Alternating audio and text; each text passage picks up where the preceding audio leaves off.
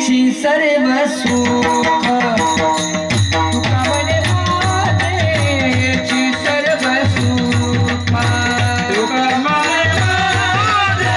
माझेची सर्व सुख तुका म्हणे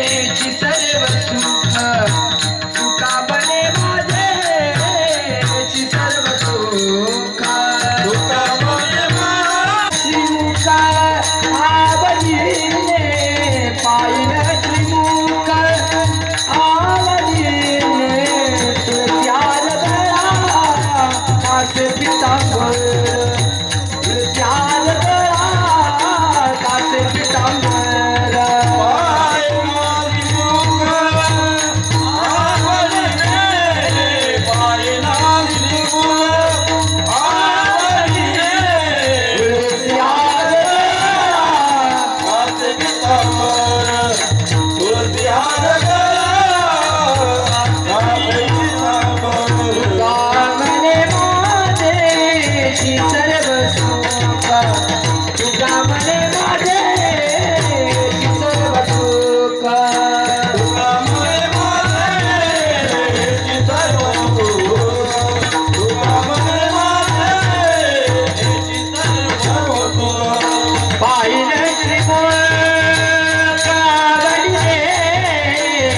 पायन श्रीमुख आवडीने तुझ्याल गळा कासे पितांबर तुझ्याल गळा कासे पितांबर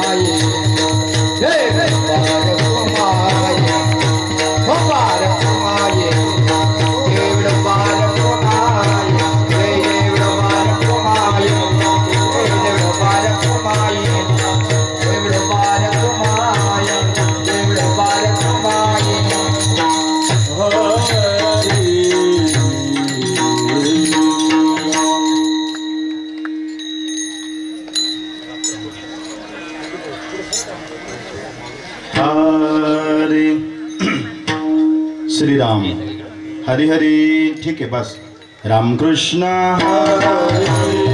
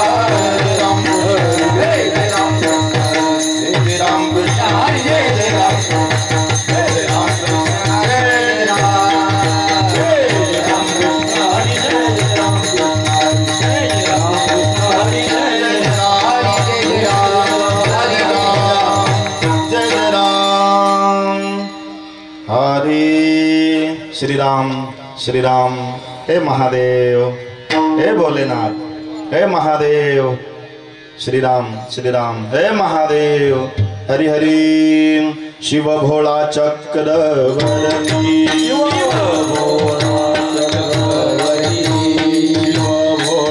चक्रवर्ती त्याचे पाय माझे चित्ती त्याचे पाय माझे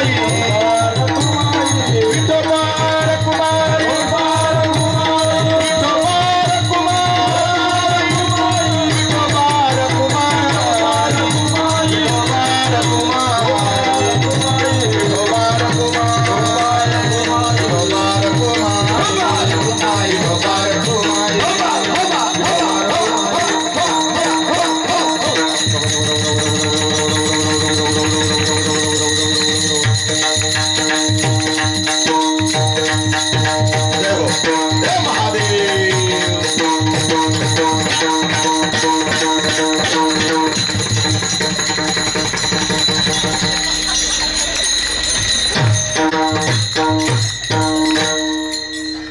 हे महादेव नमः शिवाय चल कोण म्हणतं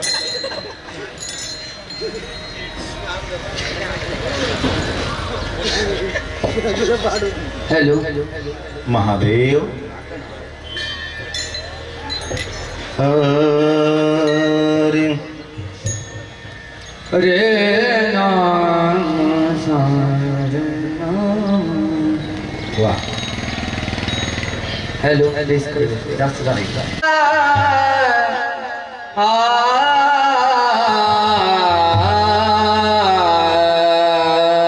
राम जय राम शिव बोला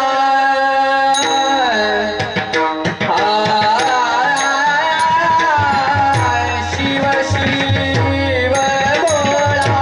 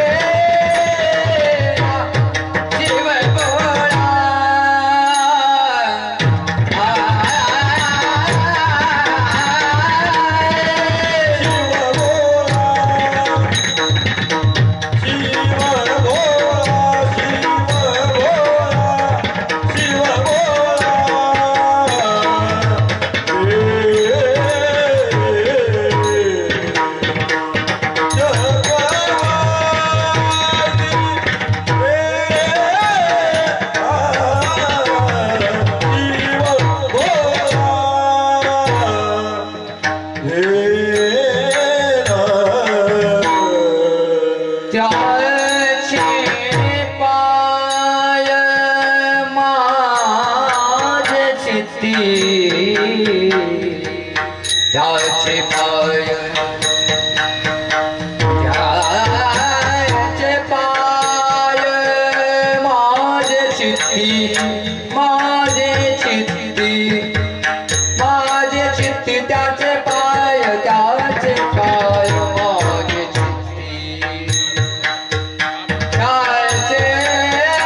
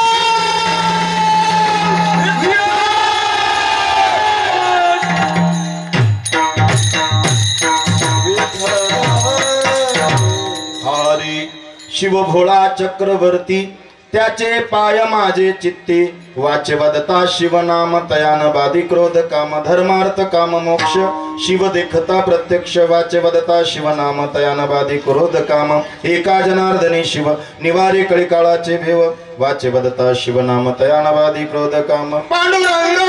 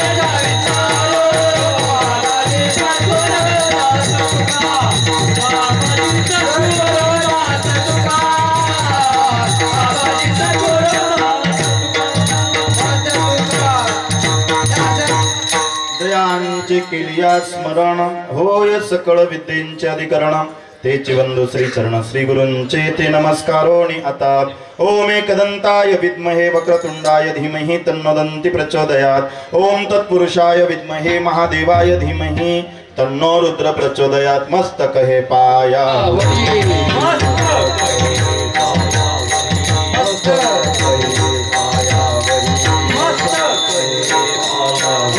या वार करे संतांच्या वार करे संतांच्या वार करे संतांच्या वार करे संतांच्या वार करे संतांच्या करे संतांच्या मस्त गोरे पायावरी या वार करे संतांच्या या वार करे संतांच्या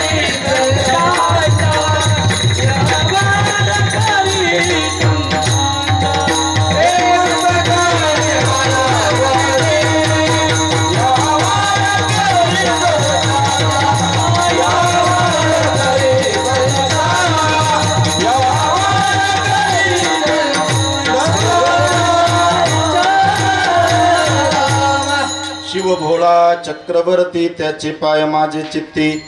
श्री संत एकनाथ महाराजांचा अभंग आहे. 4 चरणाचा अभंग जवळजवळ सगळ्यांच्या पाठांतरातला आहे. आज ह्या शिवरात्रीच्या महापर्वाच्या निमित्ताने रामेश्वर महादेव मंदिर राहुरी गाव समस्त ग्रामस्थ आणि आमचे तरुण मित्रमंडळ या ठिकाणी हा छानसा कार्यक्रम कीर्तन महोत्सव आणि प्रसादाचा कार्यक्रम आणि कीर्तन आटपलं का त्यानंतर भव्य रक्तदान शिबिर आहे आणि आरोग्य शिबिर या ठिकाणी आयोजित केलेलं आहे. खूप चांगला उपक्रम आहे. ते खूप 2-3 वर्षापासून माझ्या मागे लागले होते, तारीख द्या. आता यावर्षी म्हटलं दुपारची मिळते, पण ते बरोबर ते पिछा कसा करावं या पोरांकडून शिकलं पाहिजे. सोडतच नाही ते. मग आता नाही जमत, मग कधी नाही जमत, मग कधी ते मला काय कारण सांगायला त्यांनी चान्स दिला नाही. तर 3 वाजेला झोपायचं, पहाटे परत 5ला उठायचं. आता रुद्रपूजा करून आलो मी 2.5 तासाची. त्यानंतर हे कीर्तन हे आटपलं का थोडा आराम होतोय, कुठं फराळ करायचं थोडंसं. आणि अकोल्याला कीर्तन आहे, धावपळ आहे, परंतु आपल्या आशीर्वादाने सगळं सुरू आहे. असो, जितकी सेवा जास्त होईल आजच्या दिवशी तितकी सेवा सगळ्यांनी करायची. नाहीच काय म्हणता आलं, शिव शिव शिव शिव असं म्हणायचं. फार ताकद आहे. या प्रस्तुतच्या अभंगामध्ये मला प्रस्तावनेला जास्त वेळ नाही आहे. 1-1.25 तासामध्ये आपल्याला सेवेला विराम द्यायचा आहे. लक्ष द्या, भजन करा. विठ्ठल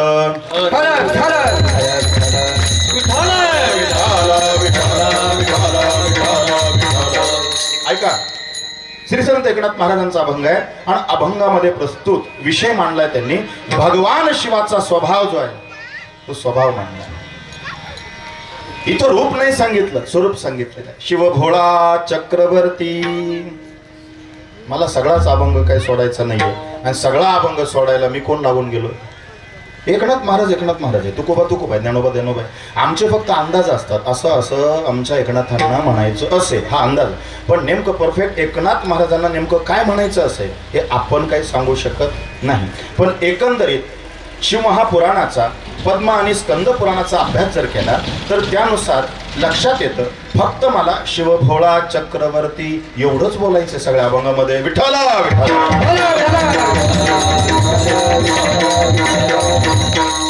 ऐका, का करायची शिवपूजा? एक गोड श्लोक आहे. स्वानंद सदनम सुदांश सुदियो कांता मृदुभाषणीम सन्मित्रम सुदनम सयो स्थिती आज्ञा परासेवकाम आतिथ्यम शिवपूजनम प्रतिदिनम मिष्टान्नम पानम गृहे साधो संगमो सदा ही सततम धन्यते गृहस्थाश्रमे. ज्या घरामध्ये शिवाचं पूजन होत नाही ते घरच नाही, त्याला स्मशान म्हटले. लक्षात घ्या, शिवपूजनम पण फक्त शिवरात्रीला नाही, प्रतिदिनम रोज शिवपूजन झालं पाहिजे. भगवान शिवाची पिंड देवाऱ्यात असायलाच पाहिजे. मी चकार वापरला, पण त्या पिंडीवर नंदी आणि नाग नको, पिंड सेपरेट पाहिजे. नंदीचं पाणी पिंडीवर, पिंडीचं पाणी नंदीवर उडालं तर गुरु शिष्याचा कोप होतो. घरात कटकटी भांडण होतं, बापाचं मुलांचं जमत नाही. मंदिरात शिवपिंडीवर नंदी नाग जवळपास चालेल, देवाऱ्यात चालत नाही. फक्त पिंड शंकराची ठेवायची, ती ही 3 इंचापेक्षा मोठी नको. काळ्या पत्थराची चालल ती, आणि नाहीतर मग पंचधातूची चालल ती. ठीक आहे. शिवपिंडीवरती नमः शिवाय म्हणून पाणी घालायचं, साधं पाणी. पंचामृत द्यायची गरज नाही, काय द्यायची गरज नाही. साध्या पाण्याचा अभिषेक करून ओम नमः शिवाय म्हणून जर आजारी व्यक्तीला तीर्थ दिलं तर तुम्ही अनुभव घ्यायला बघा, अनुभव घ्या आणि मला नंतर अवश्य भेटून सांगा. निश्चितच तुम्हाला अनुभव आल्याशिवाय राहणार नाही. फार अनुभूतीचा मार्ग हे शिवचरित्र सांगत असतं. मागच्या वर्षी आपलं शिवमहापुराण झालं. बरेचसे आपले राहुरी ग्रामस्थ त्या ठिकाणी माझ्या माता भगिनी पितृवर्ग येत असायचे. त्या ठिकाणी एक तोडगा सांगितला होता शिवपिंडीवर. काय काय तोडगा होता? काय नाही, बेलाचं पान घ्यायचं शिवपिंडीवरचं, बाहेर यायचं नमस्कार करून आणि थोडंसं लांब यायचं मंदिराच्या कळसाकडं पाहायचं, बेलाचं पान हातावर घ्यायचं, 108 वेळेला ओम नमः शिवाय किंवा महामृत्युंजय मंत्र जप करायचा आणि कळसाकडं पाहत पाहत ते पान चावून खायचं, रस गिळायचा. चौथा गिळला आला तर ठीक, नाही तर मग गिळता नाही आला तर तुकून टाकायचा. पण शिवमंदिराकडं पाहत पाहत ते पान खायचं आहे. त्या कळसाकडं पाहत पाहत 122 लोक असे आहेत की त्यांची सगळीची सगळी शुगर गेली. डॉक्टर म्हणतात तुम्ही औषध बंद करून टाकले, तुम्ही औषध घेतलं कुठं? आमच्या गोळ्या बंद करून टाकल्या. तुम्हाला अनुभव आला कुठून? आम्हाला तरी सांगा. म्हणजे विज्ञान संपतं तिथं अध्यात्म सुरू होतं. इतकी ताकद शिव कळसाकडं पाहून नुसतं बेलाचं पान जर तुम्ही ग्रहण केलं तर नक्कीच शुगरचे आजार तुमचे जातात. लक्ष द्या. कमी कष्टामध्ये आणि कमी सेवेमध्ये, कमी भक्तीमध्ये जर कोणी लवकरात लवकर प्रसन्न होत असेल, शिवभोळा चक्रवर्ती. पण चक्रवर्ती भानगड काय? इथं मला थोडंसं चिंतन द्यायचंय. पण पहिला स्वभाव समजून घ्या. काय असतं माहितीये का? माणसाचं रूप बदलतं, स्वरूप नाही बदलत. स्वभाव बदलतो का? नाही बदलत. रूप बदलतं. बालपणात दिसतो तसा तरुणपणात माणूस दिसेल काय? नाही दिसणार. तरुणपणात दिसेल तसा म्हातारपणात दिसेल काय? नाही दिसणार. मग रूप बदलतं, स्वरूप बदलत नाही. काय गोड भाषा सांगितली पहा उद्धव गीतेमध्ये कृष्ण परमात्म्याने. माझ्या स्वरूपीये ज्यांचे चित्त अखंड जडले असे भजन युक्त, त्यासीच बोली जे मदभक्त संत सज्जन तो जाणावा. काय काय शब्द वापरला? माझ्या रूपावर नाही, माझ्या स्वरूपावरती जे रममान आहेत. माझ्या रूपाला नाही भाळायचं, देवाच्या रूपाला नाही भाळायचं. लक्षात घ्या. तो सावळा आहे. पण सांगू तुम्हाला, तो रूपाने जरी सावळा असेल ना, अंतकरणाने फार गोरा आहे. कारण त्याच्याकडं अजिबात भेद नाही. आमच्या विरुद्ध कोणी वागलं तर आम्ही त्याच्या विरोधात जातो, आम्ही भेद मानतो. पण अभेद दृष्टी आहे त्याची, समचरण दृष्टी. विटेवरी साजरी तेथे माझे हरी वृत्ती राहो, अनेक न लगे माईक पदार्थ तेथे माझे अर्थ नको देवा. तुम्ही पहा जगद्गुरु तुकोबराय किती गोड बोलतात. रूप नाही, स्वरूपावरती जे रममाण झाले, देवाच्या स्वभावावरती जे प्रेम करतात ना, ते सक्सेस होतं. म्हणून पहा तुम्ही, मुलगा मुलगी बघायला गेल्यानंतर रूप पाहून ज्यांनी लग्न केलं त्यांना कोर्टात जावं लागलं. पण त्यांनी स्वभाव पाहून ज्यांनी विवाह केला ते मस्त पैकी आज आहे. पत्रिका जुळली नाही तरी चालल. आता इथं काही वयस्कर लोक बसलेले, त्यांना विचारा पत्रिका, ते म्हणले आम्हाला जन्मतारखेच पाठ नाही, पत्रिका जुळवायचा संबंध नाही. आम्ही पत्रिकालाही जुळवतो पण मन आणि स्वभाव जुळत नाही. इथंच मोठा घोटाळा आहे. म्हणून स्वरूप स्वभाव कळला पाहिजे. स्वभाव लक्षात घ्या.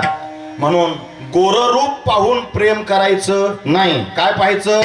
स्वभाव पाहायचा, स्वरूप पाहायचं. पांडुरंग कसा आहे? काळा आहे, सावळा आहे. पण मला सांगा, रूप पाहून कोण करतं काय? त्याचं स्वरूप पाहून. मग जर त्याचं स्वरूप पाहून तुम्ही प्रेम करतात, हाच अनुभव तुम्ही व्यवहारामध्ये का वापरत नाही? हा, गोराई म्हणतो गोरी पाहिजे, काळाही म्हणतो गोरी. तुम्हीच सांगा पाहुणं, कुठं जातील काळ्या गोरी. आम्ही लहान होतो तेव्हा मी ऐकले. रूपावर नाही, स्वरूपावर. या प्रस्तुतच्या अभंगामध्ये जो विषय मांडला, रूप नाही स्वरूप. भोळा हा स्वभाव असतो. म्हणून माणूस मरायला टेकतो तरी एक म्हण आहे, अर्धी मी म्हणल अर्धी तुम्ही पुरी करायची. जित्याची खोड. मी काय बोललो काय? तुम्ही म्हणलो. म्हणजे स्वभाव बदलत नाही. म्हातारं घरी काढून दिलं. डॉक्टर म्हणला माझे प्रयत्न संपले, आता घरी न्या. घरी नेल्यावर त्या म्हातारीला तळमळ झाली, त्याच्या बायकोला. पोरांना म्हणली, ए पोरांनो, 4 पोरं होते. अरे राम कृष्ण हरी केशवा माधवा गोविंदा नारायणा रामा कृष्णा श्री स्वामी समर्थ जनार्दनाय नमः ओम गुरुदेव हरी ओम. काहीतरी म्हणायला लावा. पोरं म्हणले, आई आमच्याकडं निरोप देऊन आम्हाला म्हणायला लावी ती, तूच डायरेक्ट जाऊन म्हण ना, अहो राम म्हणा कृष्ण म्हणा. ती म्हणली, काच काय, मला डोळ्यावर धरीत नाही. लग्नाच्या दिवशी जसे मोठे डोळे करायचे अजून तसेच करतो. मरायला टेकतो. स्वभावात बदल नाही. स्वभावाचे प्रकार 4 आहे, तसे 16 आहे. पण मी अभंगाकडे मला जायला वेळ होतोय. लक्ष द्या. स्वभावाचे 4 प्रकार आहे, धूर्त, मूर्ख, शहाणा आणि भोळा. आपल्याला चौथ्या स्वभावाकडे जायचंय. पहिला स्वभाव कोणता सांगितलाय? धूर्त. धूर्त म्हणजे काय? फक्त स्वतःच चांगलं झालं पाहिजे, दुसऱ्याचं वाटोळं झालं तरी चालेल. हा कोणता स्वभाव आहे? धूर्त स्वभाव. धूर्त स्वभाव. आता जर पाहायचा ठरला ना, गपचूप घरातून पाहायचं, तो बांधाने चालला ना धड चालत नाही, इकडं तिकडं पाहतो, हळूच काँग्रेसन हराळ उपटितो, दुसऱ्याच्या वावरात फेकितो, समजायचा रावणाचा सक्का मावस भाऊ. हा स्वभाव आहे. मग दरवर्षी दसऱ्याच्या दिवशी रावण पेटीत या तुम्ही शहरात, मग रावण पेटत का नाही? रावण जात का नाही? आणि रावण कोणी व्यक्तिरेखा नाही, तो धूर्त स्वभावाची ती प्रवृत्ती आहे. धूर्त स्वभाव हा रावणाचा आहे. 80,000 बायका असताना सुद्धा परस्त्री सीतेवरती डोळा गेला, हा धूर्त स्वभाव आहे. आणि हा बदलत किती विभीषणाने, विभीषण नाही बरं का, विभीषण, विभीषण नाही, आपण चुकीचं म्हणतो. अहिल्या, द्रौपदी, सीता, मंदोदरी तथा तारा, पंचकन्या नाही, पंचक नाम स्मरे नित्यम असं येते. त्या संस्कृत मध्ये थोडं इकडं तिकडं झालं तर अर्थ बघ, त्या कन्या नव्हत्या, त्या पतिव्रता होत्या. पंचकन्या आपण अपभ्रंश केलाय, तसं नाहीये. या 5 जणींचं पंचक नाम स्मरे नित्यम महापातक नाशनम असं येते. लक्षात घ्या मी काय सांगतोय. तो धूर्त स्वभाव, धूर्त. अजून सांगू का पटक्यान? रावण नाही कळाला तर आपला इथलं सांगतो. काय झालं, 5-6 जणांनी थंडीची शेकोटी पेटवली होती. शेकोटी माहिती ना, सकाळी सकाळी शेकत होते आणि 7वा एक जण आला. तो 7वा आल्यावर हे 6 जण म्हणले, ए काय जाय तुझी सासू घेऊन ये. जिवंत नाही बरं का, खेड्या पाड्यात कळल काय घेऊन ये म्हणे. तू आता का म्हणलंय काय माहित नाही. सासू म्हणजे जिवंत नाही आणायची, ते पेटवायला काहीतरी आणायचं. आम्ही आमची सासू आणली म्हणले तू पण आण. ते गेलं रागा रागात, भलं मोठं असं चिपट आणलं त्याने कवळीभर आणि टाकलं त्या जाळात. आता हे 7 जण होते, त्या 7 जणांपैकी एकाची दाढी वाढेल होती. तो भडका झाल्याबरोबर त्याची दाढी पेटली. तो म्हणला माझी दाढी इजवा. दुसरा म्हणला थांब, तुझी दाढी नको इजू, माझी इडी पेटू दे. हा कोणता स्वभाव? धूर्त. दुसऱ्याचं वाटोळ झालं तरी चालत, आपलं चांगलं झालं पाहिजे, याला धूर्त म्हणतात. मराठीत सांगू का? Only for me. कळलं का मराठी? हा, ओनली फॉर, फक्त मलाच पाहिजे. धूर्त. नंतर येतो मूर्ख. मूर्ख, मूर्ख जास्त संख्या झाली गावागावांमध्ये म्हणून वाटोळ आहे. मूर्ख म्हणजे काय? मालकाने सांगितलं, हे बघ 5 रुपयाची काकडी आण, 5 रुपयाचे बटाटे आण. 5-5 रुपयाचे 2 ठोकळे दिले, एक पिशी दिली आणि जाय म्हणला. नौकराला सांगितलं जा 5च्या काकड्या आण, 5चे बटाटे आण. ते गेलं, सकाळचं बोंबलत फिरत होतं, पिशी रिकामी घेऊन संध्याकाळी घरी आलं. पैसे तसे, पिशवी तशी. म्हणजे काय रे, बटाटे नव्हते का? होते ना. काकड्या होत्या ना, मग का आणल्या नाही? नाही तुम्ही सांगितलं 5चे बटाटे आणि 5च्या काकड्या, पण कोणच्या 5च्या बटाटे आणि कोणच्या 5च्या काकड्या नाही सांगितलं. हे मूर्ख आहे. अरे मेल्या, कोणत्या 5चे बटाटे कोणत्या 5च्या काकड्या आण ना तू. 5-5 मध्ये काही फरक असतो. हे विवेक ज्याला नाहीये तो मूर्ख आहे. म्हणून या पगडीचा दोष नाहीये, डोक्यातल्या विचाराचा दोष आहे. टोपीचा दोष नाहीये, विचाराचा दोष आहे. लक्षात घ्या. म्हणून टोपीचा दोष असतो काय, पगडीचा दोष असतो काय? हा, मी असं वाचलंय म्हणे, टोपी बनाई खादी की पहनने वाले 1000, टोपी बनाई खादी की पहनने वाले 1000, टोपी बिचारी क्या करे बीच में काला बाजार. मूर्खपणाचं लक्षण आहे. कसं वागावं ते कळत नाही. मग त्या टोपीचा काय दोष आहे? आतल्या डोक्याचा दोष आहे. लक्षात घ्या. मूर्ख. नंतर येतो शहाणा. स्वभाव कोणता येतो? शहाणा. आता या शहाण्यामध्ये 2 कॅटेगरी आहेत, एक नुसता शहाणा आणि एक अति शहाणा. डोळ्याकडे जायचं आपल्याला. नुसता शहाणा परवडला, अति शहाणा सगळ्यात वाईट. अति शहाणा, आघाव काम करणारे राहते काही काही. कसे राहत्या? आघाव काम करणारे, अतिरेक करायचा. ते दृष्टांत द्यायचे आमचे जुने कीर्तनकार. म्हणे बापाने मुलाला सांगितलं आजीला लय खोकला येतो, औषधाची बाटली घेऊन ये. ते सकाळचं गेलं बरं का 200 रुपये घेऊन, पण येताना औषधाची बाटली आणली आणि येता येता त्याने 2.5 बांबू, 1.25 मीटर कपडा, मडकं, सगळं मौतीचं साहित्य घेऊन आला. बाटली घरात नेली आणि बाकीचं साहित्य बाहेर ठेवलं. आता बाहेरचं साहित्य पाहिल्यावर गर्दी जमली ना घेण्या देण्याची घरात. म्हातारी रातभर खोकत होती. म्हणजे गर्दी का जमली म्हणून बाप बाहेर गेला. म्हणलं इकडे काय रे, तुला मी औषधाची बाटली आणायला लावली होती, हे काय? तो म्हणला, पप्पा तीनदा चक्रा नाही मारणार मी, जगली वाचली म्हातारी तर औषधाची बाटली आणि मेली तर मौतीचं साहित्य, याला अतिशहाणा म्हणतात. कोणता शहाणा? अति शहाणे कमी झाले, अतिशहाणे जास्त झाले. जो सप्त्याला वर्गणी देत नाही, हिशोब मागायला तोच पुढे येतो. किती खर्च झाला, हा अतिशहाणा आहे. आणि मग असे अतिशहाणे जेवढे ना तेवढे अमृत तुल्य चहा पाजायचे गावात, आणि या इकडं वाळाक न्यायचे, पोते पण न्यायचे, सुतळीने न्यायचे. तंबाट्याची पांढरी लेस येते ना ती, कारण ती लवकर तुटत नाही, पोत्यात भरायचे आणि गच्चे बांधायचे, असे लाताळायचे धरून. कोण कोण? अतिशहाणे विठ्ठल.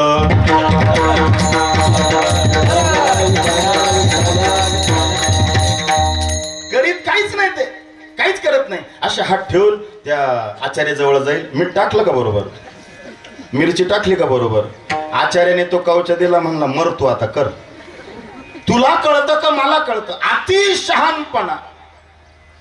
धूर्त, मूर्ख, शहाणा आणि भोळा, या भोळ्यामध्ये सुद्धा दोन कॅटेगरी आहेत. एक परमार्थिक भोळा असतो आणि एक प्रापंचिक भोळा असतो. कसा काय प्रापंचिक भोळा? कसा काय? सासूबाई कधी कधी म्हणती, माझा जावई लय भोळा. भोळा नसतो तो, खोट्यापणा आहे.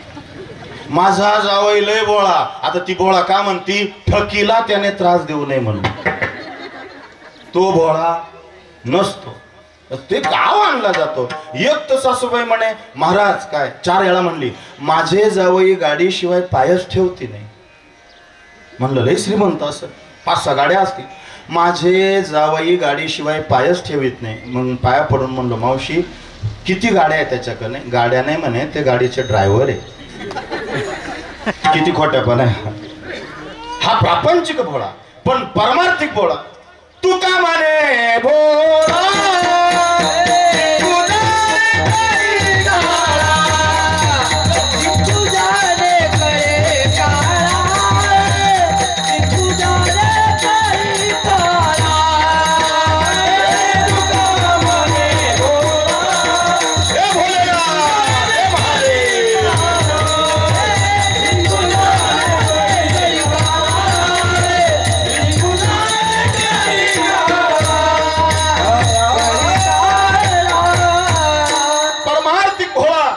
माझ्या समोर आहे रामेश्वर महादेव. तुका म्हणे भोळा, जिंकू जाणे कळी काळा. हा परमार्थातला भोळा आहे. स्वभाव सांगितलाय, स्वभाव. किती भोळा आहे माझा भगवान शिव. काय झालं? शिवरात्रीच्या दिवशी, आजची कथा तर सांगितली पाहिजे ना, हा? नाही तर आजची कथा नाही सांगितलं तो का बाबा आहे. विठ्ठल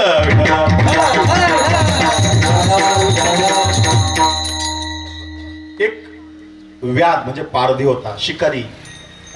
घरी आई बाप आहे, पोर आहे, बायको आहे, काहीच खायला नाही. एखादं जनावर मारलं तेव्हा त्याचं मांस शिजवायचं आणि खायचं. आई बाप म्हणले, बेटा कालपासून काही खायला नाही, काही जाय आण. त्यांना माहीतच नाही शिवरात्र आहे. काय माहिती, कॅलेंडर नाही, काय नाही, काय नाही. आपलं उठायचं, आंघोळ केली तर केली, नाही तर गेला. त्या दिवशी शिवरात्री होती. दिवसभर त्याला काहीच मिळालं नाही, काहीच मिळालं नाही. सारखा विचार करीत होता, माझ्या आई बापाला नाही, मला तर नाही, बायकोला नाही, पोरांना नाही, माझ्यावर जबाबदारी आहे. काहीतरी जनावर यावं, पण त्या दिवशी काही झालं नाही. काय करू? दिवसभर उपवास घडला, कळत न कळत. लक्ष द्या बरं का, मला भोळा सांगायचा आहे. किती भोळा आहे हा देव. त्यानं ठरवून उपवास नाही केला. दिवसभर त्याला आणि त्याच्या घरच्यांना काहीच अन्न मिळालं नाही. लक्षात घ्या. आणि मग तो म्हणला, आता या झाडावर बसतो, समोर सरोवर आहे आणि तिथं पाणी प्यायला एखादं जनावर येईल. बांध धरून नेम धरून बसायचं, आलं का मारायचं. दिवसभर आलं नाही, सायंकाळी बसला त्या झाडावर. पण आता समोरचं सरोवर दिसण्यासाठी अंधारात, जवळ आहे असं पाण्याची जागा, ज्या झाडावर बसला त्या झाडाचे पानं त्याच्या डोळ्यावर येत होते. मग त्यानं ते पानं तटा तटा तोडले आणि खाली टाकले. नेमकं ते बेलाचं झाड होतं ज्याच्यावर तो चढलाय, शिकारीसाठी बसलाय.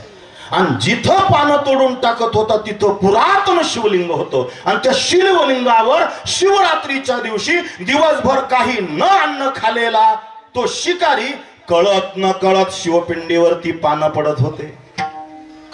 आता माझ्या आवाजाने जनावर आले तर पळतील म्हणून त्याने काय केलं होतं, जुन्या काळात लोक पाणी थंड राहण्यासाठी फार मोठं विज्ञान होतं. भोपळा कोरायचा, त्याला शिकाळी बांधायची आणि त्या कोरलेल्या भोपळ्यामध्ये पाणी भरायचं. असा तो नरोटी भोपळा त्याने त्या झाडाला टांगला होता. जरा इकडं तिकडं हालायला गेला का तो भोपळा हलायचा आणि त्या भोपळ्यातलं पाणी योगायोगाने कुठं पडायचं बोला. मला भोळा सांगायचं बरं का, हे ठरून होत होतं का? नाही. पण एक सांगू, पहिल्या रात्रीची प्रहरीची सेवा, उपवास, बेलाची पानं आणि शिवपिंडीवर कळत न कळत पाण्याचा टिप टिप टिप टिप अभिषेक होत होता. फार भोळा आहे माझा देव. माझ्या भोलेनाथाने तेवढ्या सेवेवर त्याची 25% जी क्रूर जनावरांना मारण्याची वृत्ती आहे ती कमी करून टाकली. ही कृपा आहे बरं का शिवपूजनाची. शिवपूजन करणारा शिवभक्त हळूहळू ढाळे ढाळे केवतीने एक वेळी त्याच्या स्वभावात बदल होतो. किती तापट स्वभावाचा माणूस असू द्या, त्याने एकच काम करायचं, 11 वेळा ओम नमः शिवाय म्हणून शिवपिंडीवर पाणी टाकायचं आणि ते पाणी धरून ओम नमः शिवाय म्हणून प्राशन करायचं. त्याचा तडका स्वभाव, तापट स्वभाव, रागीट स्वभाव, हट्टीपणा 1.25 महिन्यात कमी होतो. करून पाहायला हरकत नाही. बाबा उगीच वाचून सांगत नाही. 1996 पासून हे सगळं सुरू आहे. हे काय लगेच काय 1-2 वर्षात झालं काय? अनुभव घेऊन पहा. कळत न कळत 25% त्याच्या स्वभावामध्ये फरक पडला. त्याची क्रूर वृत्ती गेली. नेमकी एक हरणी तिथं पाणी प्यायला आली. याने बाण सज्ज केला. झाडावरती काय सळसळतंय म्हणून तिने पाहिलं. वाचा फुटली तिला. हे शिकाऱ्या, नको रे मारू मला. का? तू मला मारून तुझ्या कुटुंबाचं जर पोट भरलं ना, हा परोपकार आयुष्यभर माझ्या लेकरांना पुण्य देईल. मग कशाला बोलते? मारू दे ना बाण. मारू नको, मी परत येते. आणि का? माझी लेकरं आहेत, वाट पाहताच, तिला अजून लहान आहे. माझ्या बहिणीकडं देते. तिला सांगते, बाई मी जाते आता, यांचं लालन पालन कर. माझ्या बहिणीकडं देते. माझ्या पतीला सांगते मी जाते आता. विश्वास ठेवा माझ्यावर. पूर्वीच्या काळी जनावर सुद्धा, शिकारी सुद्धा काय वृत्ती आहे. पण झालं काय माहितीये का, त्या शिकाऱ्याला काय घेणं देणं नसतं. तू काय ते पोरं बिरं जाऊ दे, मारायचं. पण त्या शिवपिंडीचा अभिषेक, शिवपिंडीवर कळत न कळत डोळ्यापुढे आलेले पानं तोडून खाली टाकले का शिवपिंडीवर पडायचे. भोपळ्यात पाणी त्या झाडाचं हल्लं का ते थेंब थेंब पाणी शिवपिंडीवर पडायचं. अभिषेक घडलाय. दिवसभर काहीच खायला नाही मिळालं म्हणून उपवास घडलाय. म्हणून त्याची वृत्ती जी आहे ना ती सात्विक झाली आहे. आणि त्या सात्विक वृत्तीच्या बळावरती तो पारधी, तो शिकारी त्या हरणीला म्हणला, लवकर ये बर का. मी जसा विश्वास ठेवला तसं तू विश्वासाने ये, नाही तर तुला शोधून मारील. विश्वास ठेव. गेली ती. आता ती गेल्यानंतर दुसऱ्या रस्त्याने तिची बहीण आली. तिची बहीण दीदी आली. दीदी अक्का गेली आणि दीदी आली. ती म्हणली अक्का काय येईना म्हणून दीदी आली. तर दीदी पाणी प्यायला लागली. तर याला काय माहिती दीदी कोण आणि अक्का कोण. हरीन हरीनच बाण सज्ज केला. ती म्हणली थांब, मारू नको मला. माझ्या बहिणीला मी शोधायला आले. माझी बहीण कुठं गेली काय मिळत नाही सकाळपासून. माझ्या बहिणीला मी भेटते. माझ्या बहिणीच्या पोरांवर माझं फार प्रेम आणि त्यांचं मावशीवर फार प्रेम. त्यांना एकदा भेटते, गोड गोड पापी घेते आणि मग येते. तो म्हणला काय येड्यात काढते काय तू, इतक्यात गेली आणि परत आली म्हणते माझी बहीण. आता त्याला काय माहिती. विश्वास ठेव, माझ्यावर विश्वास ठेव. आता तिसऱ्या प्रहराची रात्री 12 पर्यंत सेवा घडली. गेलं ना 50% दोष त्याचे. आयुष्यभर त्याने जनावर मारेल होते. जळतील पापी. फार ताकद आहे शिवसेवेमध्ये. किती पाप असू द्या.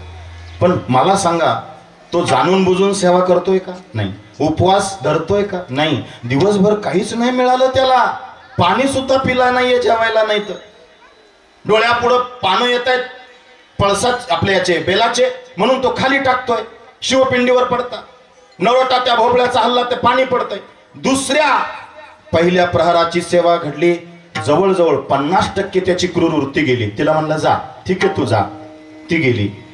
नेमकी ती गेली. या दोघी सकाळच्या कुठं गेल्या म्हणून त्या पहिलीचा नवरा आला. ते लागलं पाणी प्यायला. पाणी प्यायला लागल्यावर याने बाण सज्ज केला. मारू नको मला. म्हणे का? माझे लेकर माझ्या बायकोच्या ताब्यात देतो, माझ्या मेवणीला जरा सांगतो मी येतो बरं का ग, हाय बाय करून येतो. कोण म्हणला? तो हरिण, त्या हरणी आणि हा हरिण, नर आणि मादी. त्याले काय वेळा समजता का रे मला तुम्ही? सकाळपासून एकटं बसलो, घरच्यांना जेवण नाही, मला जेवण नाही, होतं ते पाणीच सांडून गेलंय खाली. काय चालवलंय तुम्ही? याला आणतो त्याला नेतो, मी तिकडे येऊन जातो, जमणार नाही. माझ्यावर विश्वास ठेव. आता तिसऱ्या प्रहाराची पहाटपर्यंत सेवा घडल्यामुळं जवळजवळ याची 90% दुर्बुद्धी गेली आणि त्याला दयाभाव निर्माण झाला. हात जोडले म्हणला या बरं का, घरच्यांना खायला नाही ना, काय करू, माझं कर्म तर मला करावंच लागणार आहे. माझा तर उपवास घडला, त्यांना का मी मारू उपाशी? माझ्या आईबापाने मला लहानचं मोठं केलंय, माझ्या बायकोने तिचे आईबाप सोडून ती माझ्याकडे येऊन सगळाचा त्याग करून ती मला माझं म्हणते. माझी जबाबदारी लेकरं बाळ बायका पोरं सांभाळायची, माझ्या आईबाप सांभाळायची. या बरं का परत गेले. ते तिघं एक ठिकाणी जाऊन भेटले. कोण?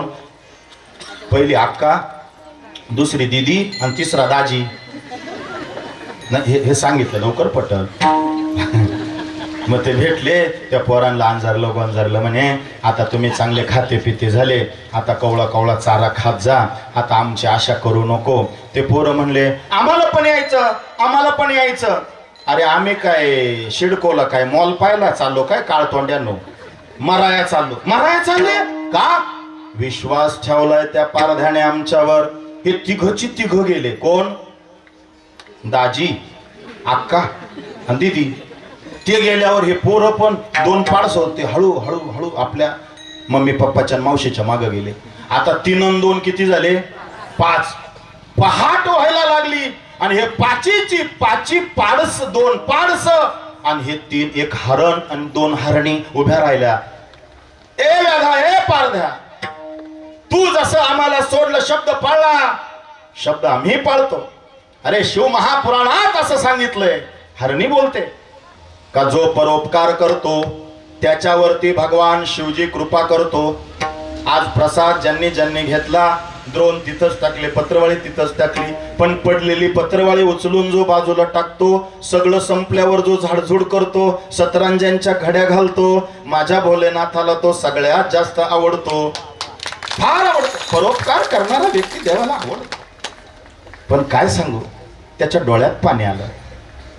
आणि सांगू, शिवरात्रीची सेवा आज सकाळपासून तर उद्या पहाटपर्यंत तुम्ही कधीही करू शकता. एनी टाइम एनीवेअर, कुठेही करा, कधीही करा. बेलाचं झाड असेल तर तिथं मृत्तिका, मातीचं लिंग तिथं बनवा आणि त्याच्यावरती त्याच बेलाची पानं तोडून व्हा. आयुष्यात तुमच्या घरात कधी दरिद्री राहणार नाही. आयुष्यात. आजच्या तिथीला सायंकाळपर्यंत शिव मंदिरात जा, त्या नंदीच्या शिंगांमधून भगवान शिवाचं लिंग पहा. कधीच तुम्हाला दृष्टीदोष होणार नाही. चराचरामध्ये शिव तत्व तुम्हाला एकच तत्व श्रेष्ठ आहे. देवांचा देव महादेव, तेच तत्व तुम्हाला जीवाच्या ठिकाणी दिसेल. काय सेवा सांगितली शिव महापुराणाने, स्कंद पुराणाने, पद्म पुराणाने. काय झालं? त्या पिंडीतनं भगवान शिवजी प्रकट झाले. त्या हरणाच्या पाठीवरून त्या पाडसांचा हात फिरवला. त्या पारध्याला कळलं माझ्याकडून कळत न कळत सेवा घडली, वृत्ती बदलली आहे. पटकन आला, शिवाच्या पायाला मिठी मारली, रडू लागला. देवा, आतापर्यंत खूप जनावर मारले रे, पाप झालं रे, मी पापी आहे, दे मला मृत्यूदंड, तू मृत्यूची देवता आहे ना हे भोलेनाथा, मार मला. भगवान शिवजी म्हटले नाही रे, अरे सगळेचे सगळे तुझे पाप गेले, वरदान देतो तुला. पुढच्या जन्मामध्ये माझा इष्ट आराध्य दैवत जंगलामध्ये तुला शोधत शोधत येईल, गुहकाचा जन्म तुझा होईल. लक्षात येते तुमच्या? म्हणजे शिव महापुराणातलं इकडे रामायणात येते. कळतंय का? गुहक कोण आहे? भिल्लांचा राजा आहे तो गुहक. तो किती वाट पाहतोय प्रभू रामचंद्रांची. आणि प्रभू रामचंद्र, भगवान शिवजी म्हणाले माझं परब्रह्म इष्ट आराध्य देवत प्रभू रामचंद्र तुझ्याकडं मदतीची जंगलात याचना करेल. काय वरदान देऊन टाकलं. इतका भोळा आहे. किती भोळा? अभंगाचं पहिलं चरण. शिव भोळा चक्रवर्ती, शिव भोळा चक्रवर्ती, माझे चित्ती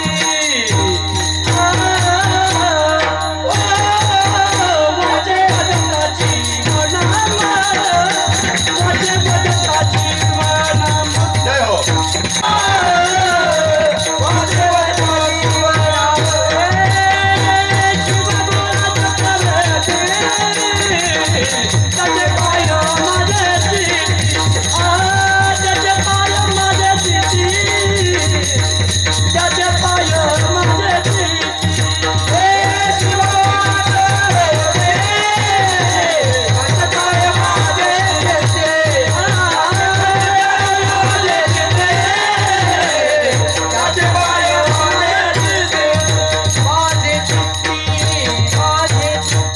अभंगाच्या पहिल्या चरणात शांती ब्रह्म एकनाथ महाराज शिवाचा स्वभाव सांगताय. शिव भोळा चक्रवर्ती, फार भोळा आहे, फार भोळा.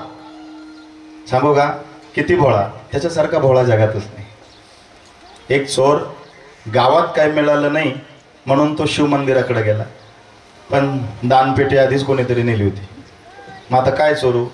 शंकराच्या पिंडीच्या वर मोठी घंटा होती, असते ना मोठी घंटा. मला ही घंटा जर चोरली 10-15 किलोची असेल, मला 5-6 महिने मस्त मोडून खायची काय चिंता राहणार नाही. पण ती कडीत कडी होती.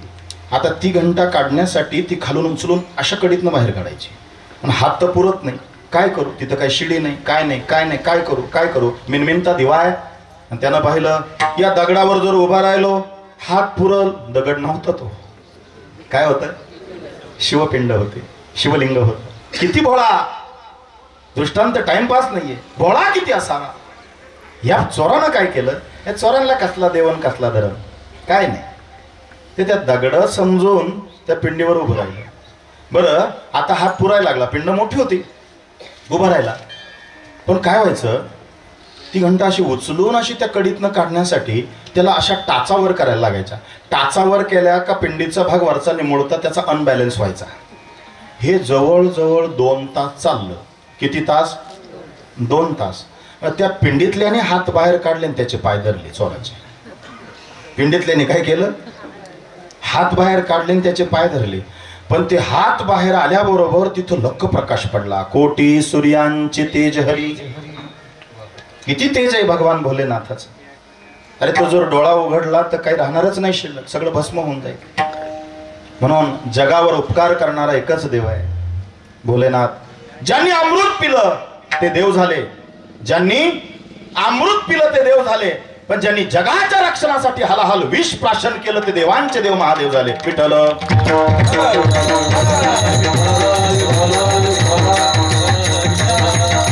जगावर उपकार करणारा देव आहे.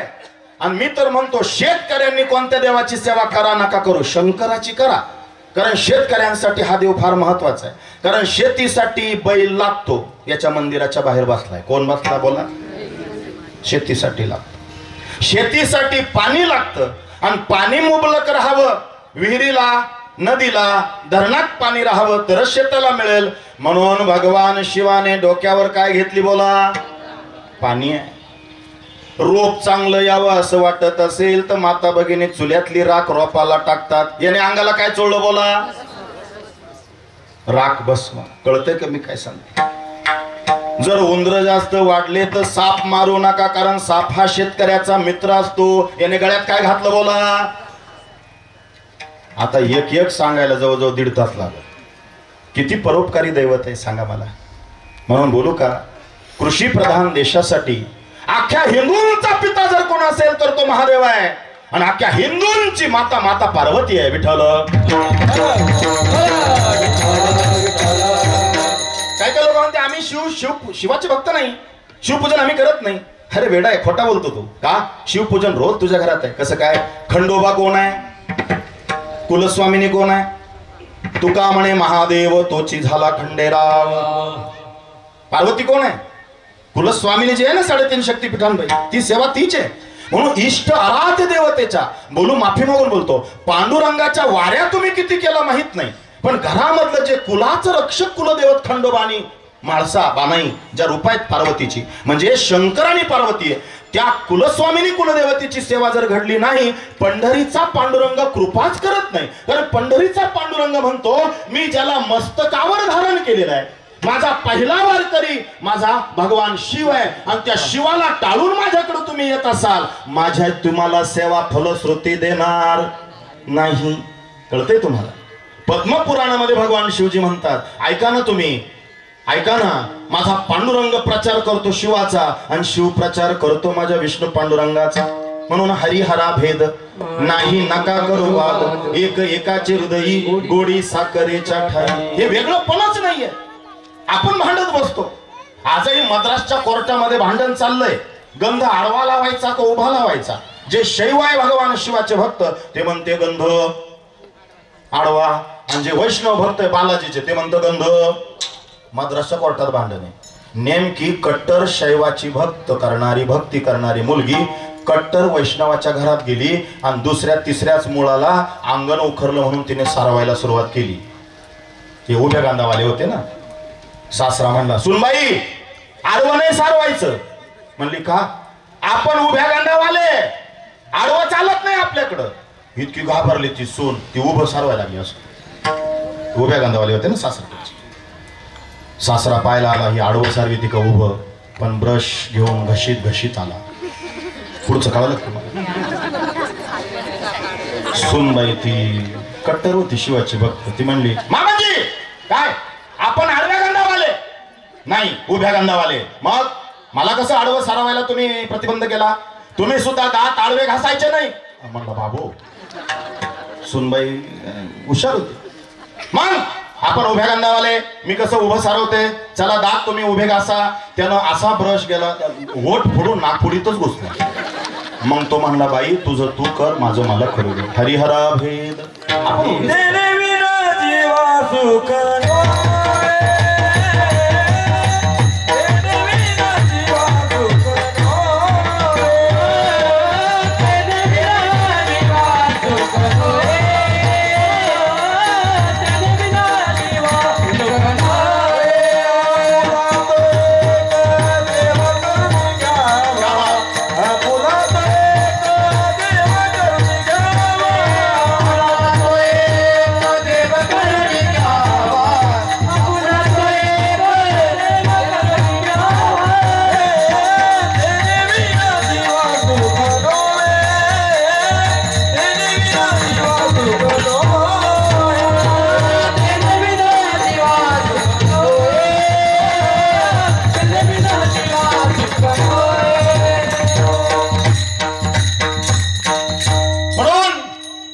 शिव भोळा लय भोळा आहे, इतका भोळा आहे. एक दिवस पार्वती म्हणली, भोलेनाथा लय मनाचे भोळे. अगं काय वशीला काय? ती म्हणली, आज आपल्याकडं विष्णू आणि लक्ष्मी येते आपल्या कैलासावर आपल्याला भेटायला पाहुणे म्हणून आज तरी काहीतरी न्यासा. ती दिगंबर अवस्था, काहीतरी न्यासा.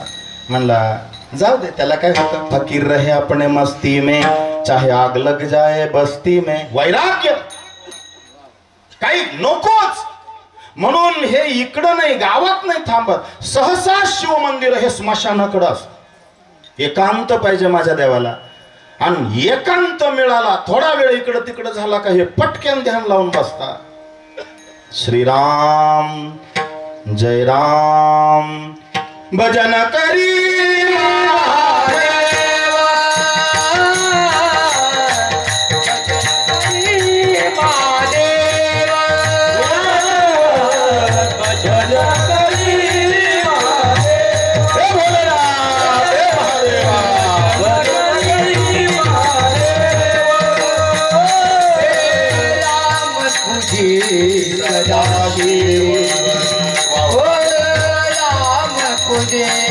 सदाशिव भजन करी महादेव, भजन करी महादेव. पुरी सदाशिव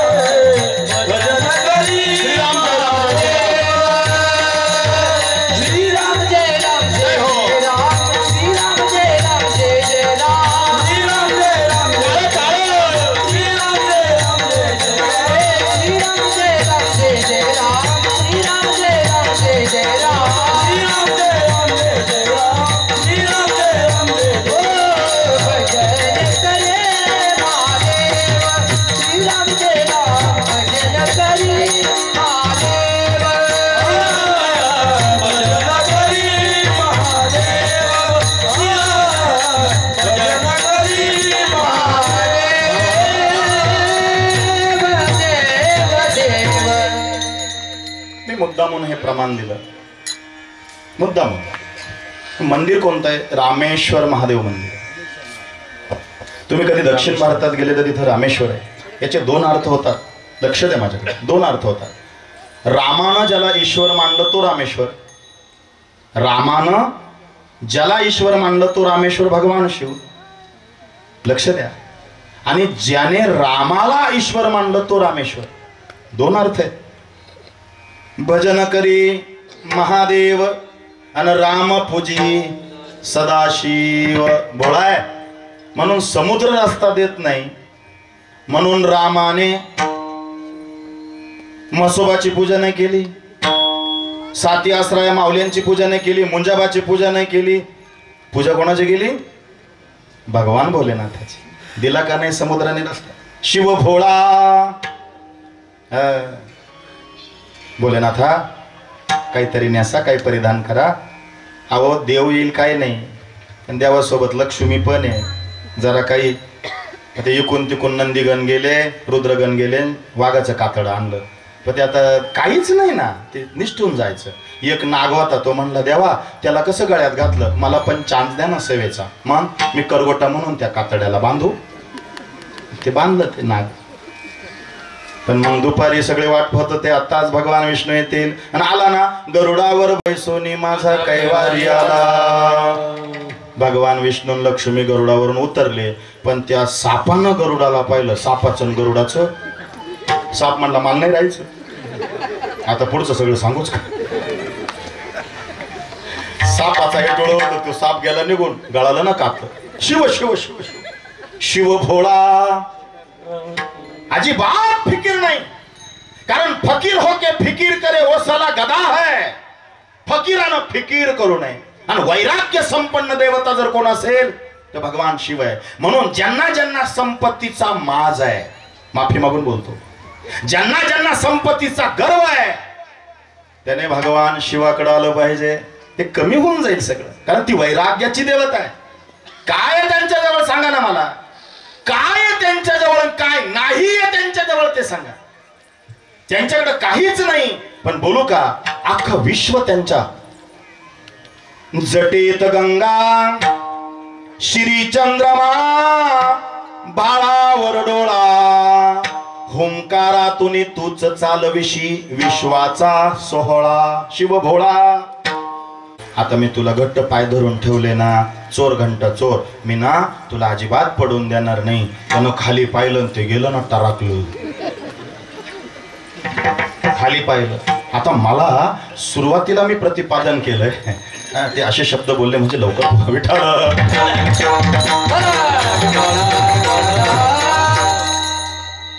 देवा, मी मगाशीच प्रतिपादन केलं शिव भोळा स्वभाव. आता ऐका शिवमहिमा काय सांगितलं, कारण आज रुद्र जर नाही सांगितलं तर प्रतारणा होईल. हे रुद्र आहे. भयावह स्वरूप ही वरद चिगमय सेवका. कसं आहे रूप? भयावह रूप ही वरद चिगमे सेवका. पुढचं लक्षपूर्वक ऐका. अमंगल दिसे परी परम मंगला भाविका. अमंगल रूप आहे म्हणून तर सासऱ्याला पटलं नाही, कारण हे वेळ भेटला का लगेच ध्यानात, आणि दक्ष आला तर हा उठून उभा नाही राहिला. म्हणून सतीला खूप बाप बोलला, भिकाऱ्यासोबत लग्न केलं. मी विष्णू म्हणत होतो तर तुला आवडला नाही, काय त्या भिकाऱ्याकडं. तिने उडी मारली, म्हणली मी सगळं सहन करेल, पण माझ्या भोळ्या नवऱ्याबद्दल जर काही बोलले ना, मी कदापि सहन करू शकत नाही. कारण तिला काय नाही आवडलं, फक्त स्वभाव आवडलाय माझ्या पार्वतीला आणि सतीला. ऐका, सतत ध्यानात, सतत ध्यानात. म्हणून ना काही काही लोक म्हणतात, पा हा का ध्याना वय, अरे तो ध्यानाव कसं राहील, तो ध्यानच करीत नाही ना. मराठी भाषेवर का काय म्हणतात, हा का ध्याना वय, तो ध्यानच करीत नाही ना. म्हणून ध्यानावर राहण्यासाठी शिवाची पूजा केली पाहिजे. विठ्ठल.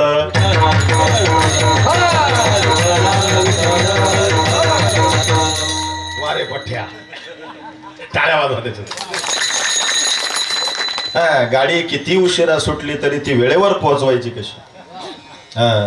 आणि हे आजच्या दिवशी हे माणसं तुम्हाला भेटले, अरे ग्रावरी ग्रामस्थांना तुमचं भाग्य आहे. महाराष्ट्रातले उत्कृष्ट गायनाचार्य आहेत, मृदुंगाचार्य आहेत.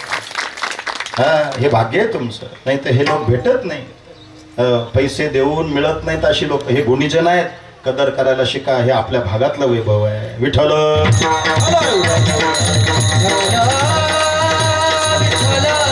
ऐका, शिव भोळा त्यानं पाहिलं इतकं भयानक रूप होतं.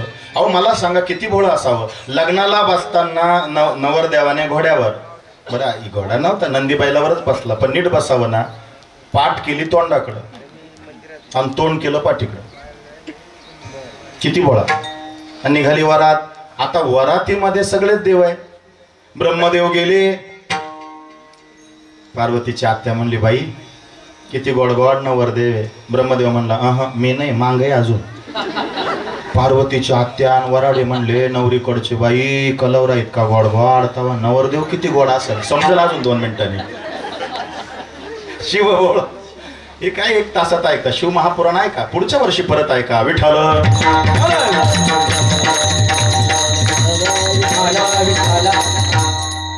निघाली वरात. भगवान विष्णू गरुडावर. बाई बाई सावळा आहे पण फार देख नाही बर का. आला नवरदेव. मी नाही, माग आहे. बाया म्हणले आज निंदायलाच जायचं नाही, आज नवरदेव पाहूनच जायचं. हा कलवरे इतके गोड गोड, तवा नवरदेव किती गोड असत. हे 2 जण पुढे गेले, एकमेकाला टाळी देऊन म्हणले आता कळल यांना थोड्या वेळाने. आणि मग खरे कलवरे चालू झाले. भूतव्यता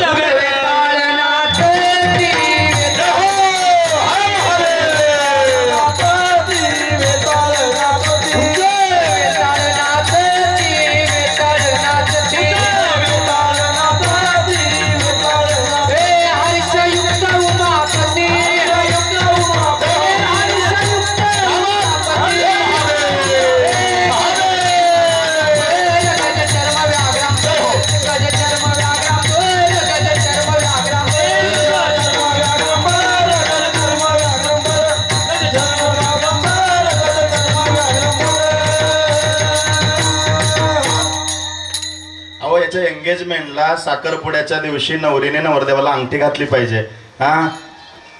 पार्वतीने त्या सतीने पार्वतीने सोन्याची दिली, यानं सोनं फेकून दिलं, याला नको आहे.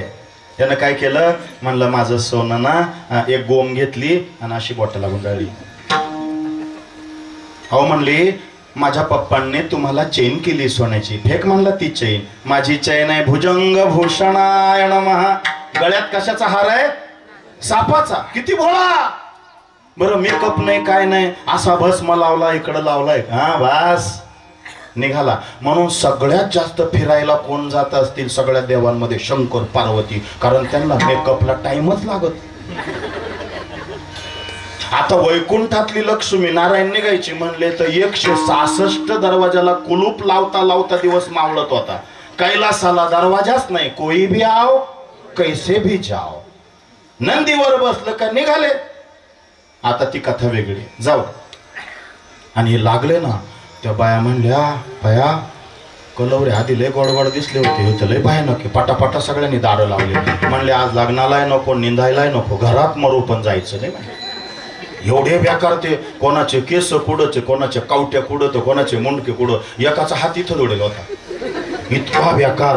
आणि मग अशी गँगच 50-50 हजाराची ती गँग नाचत चालली होती, मस्त नाचत होते. असाच आवाज येत होता.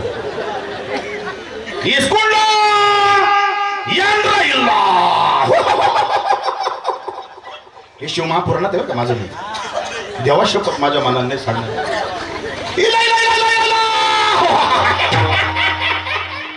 अशा बाया घाबरल्या. लहान पोरांनी तर दमच धरला, उतानेच कोण कोणला सांभाळित. ही गँग चालली आणि फटीतून पाहिजे. एक जुनी म्हातारी सासू होती, ती म्हणली ए रायबाई इकडे काय. अगं अख्खे लय भयानक दिसते, पण एक पाय किती स्मार्ट आहे. आणि खरंच एक भूत त्याच्यात लय गोड होतं दिसायला. इतकं छान होतं, इतकं छान होतं. मग सगळ्या पाय लागल्या, हा हे बरं आहे बरं का. लय बाकीच्याने घाबरवलं, बाया बरं झालं पुढं गेले, हा किती छान आहे पाय. पण रायबाई म्हणली सखूबाई काय तोंड काय पाहते, त्याचे पाय पाय ते उरफाटे होते, म्हणजे ते पण भूतच होत. ते काय होतं, भूतच होत. आणि मग ना अख्खा मंडप रिकामा झाला. कारण हे कोण वर चढत होतं, कोण झालरीला लटकत होतं, कोण उरफाट टांगून घेतं. आणि भगवान भोलेनाथाला आनंद व्हायचा. वा वा वा, काय मायकल रे, काय मायकल. अख्ख्या गावात सापडा सूप झाला. लोक कड्या कुलप लावून आत बसले. पण नवरीच्या आत्याला फुलचराची आशा लागेल होती. ती सकाळपासून खाली मान गेली. ती म्हणली मी नवरदेव ववाळल्याशिवाय वर मान करणारच नाही. वावाळ ग बाई वावाळ. बाकी ताई काय लय भयानक आहे, तू पळ. ती म्हणली हा कस काय पळा, पैठणी 7,000ची घेतल्याशिवाय हलणार नाही. नवरीच्या फुईचिरात ती मंडपाच्या गेटवर होती. आणि आला नवरदेव नंदीबाईला बसून धांगाडा ताताडा धाया का ताक्या का. आपल्याला टाइम नाही ना गाड्या. आखा मंडप वराडी. नवरीकडचे वराडी पळाले हो, बेशुद्धून पडले. आणि इकडचेच वराडी जास्त. बसा बसा शंकरवाला. आणि आला हळूच म्हणायचे जावाय बापू असे कसे उलटे बसले, तोंड करा ना माझ्याकडं. पण याचे कलोरे म्हणायचे आत्याबाई काय तोंड नका पाहू, तुम्ही गपचूप पोवाळा टिका लावा, फुईचीर घ्या निघा. नाही नाही जावायचं तोंड पाहिल्याशिवाय मला कशी चेन पडेल बाई. हां जावई इकडे तोंड करा. जावाय आणि केलं जावायने तोंड. हिनं असं वर तोंड केलं, असं टिक्का लावायला गेली. फुस 8 वर्ष झाले चक्कर येऊन पडेल. आत्या अजून उठेल. शिव भोळा विठ्ठल.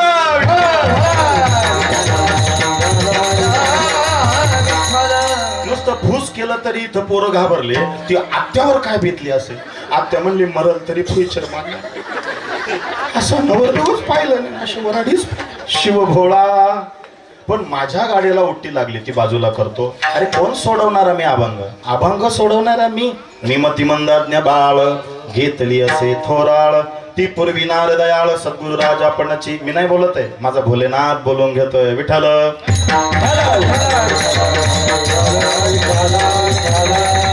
ऐका, शिव भोळा झाला, स्वभाव कळला असं मी गृहीत धरतो. मी एकच चरण सोडवणार, बाकीचे चरण सोडणार. मराठीवर शिवभोळा चक्रवर्ती, त्याचे पाय माझे चित्ती, हे पण राहून जाणार आहे. चक्रवर्ती म्हणजे काय?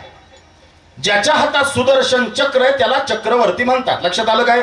मग मला सांगा, सुदर्शन चक्र विष्णूच्या हातात आहे का शिवाच्या? बोला पटकन. विष्णूच्या. मग एकनाथ महाराजांनी असं खोटं का लिहायचं? शिवभोळा असं म्हणायचं ना. त्रिशूळवरती, याच्या हातात काय? त्रिशूळ. मग चक्रवर्ती का म्हटलं? एकनाथ महाराज वेड वाकडं खोटं नाटक कधीच लिहिणार नाही. ते ईश्वरीय तत्व आहे. गिरिजा माता साक्षात त्यांची पत्नी रुक्मिणी आहे आणि एकनाथ बाबा साक्षात परब्रह्म पांडुरंगाचं रूप आहे. मग देवाच्या मुखातनं लिखाणातनं काही वाईट वेगळं निघल काय? अहो विचार करा. मी मुद्दा मांडतो शिवभोळा चक्रवर्ती, हे खोटं नाही, हे खरं आहे. मग जर मुद्दा उपस्थित झाला, ही शंका मी बाजूला करतो, आपल्या शंकेचं निरसन करतो आणि समारोपाकडे जातो. कारण गायक वादक त्यांनाही पुढच्या कार्यक्रमाला जायचंय आणि मला अकोल्याला निघायचंय. आज फार धावपळ आहे आमची. विठ्ठल विठ्ठल.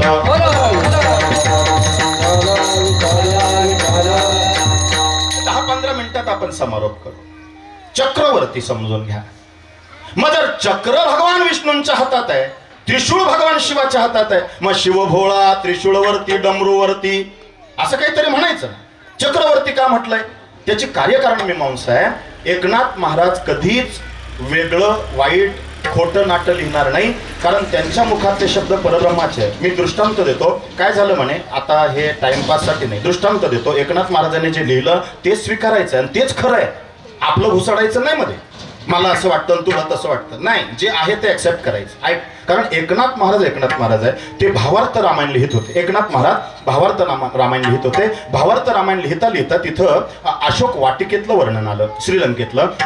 म्हणे अशोक वाटिकेमध्ये गगनचुंबी उंचच्या उंच झाडं होते, वेली होते, फळांचे झाडं होते, फुलांचे झाडं होते. आणि जिथं रामायण लिहिलं जातं, जिथं रामकथा होते, रामाचं नाव घेतलं जातं, जिथं शिवकथा चालते, जिथं कीर्तन चालतं, तिथं सूक्ष्म रूपाने भजनानंदी असलेले कीर्तनप्रेमी माझे मारुतीराय उपस्थित राहतात.